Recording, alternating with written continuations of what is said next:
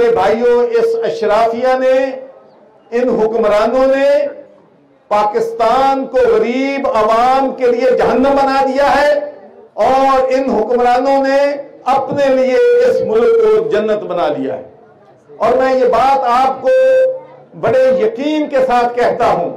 कि जब से ये मुल्क बना है, जब से ये मुल्क मार्ज वजूद में आया है, इसमें सिर्फ 2000 या 3000 अशराफिया है जो मुल्क के वसाइल पे और मुल्क की सियासत पे काबिज है।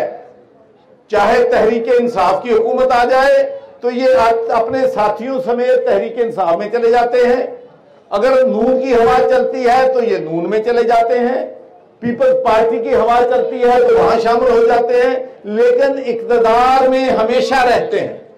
तो मेरे ख्याल में पाकिस्तान के अवाम से मैं एक अपील जरूर करूंगा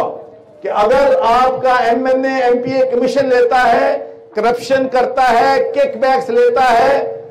लोगों की नाजायज कब्जे करवाता है, लोगों पे नाजायज पर्चे करवाता है, लोगों के साथ जुल्म करता है, ज्यादती करता है, उनको आपने वोट नहीं देना। आपने वोट उन लोगों को देना है जिनके बारे में ये पता हो कि सियासत को इबादत समझते हैं। चौधरी सर्वे, चौधरी सर्वे, चौधरी सर्वे।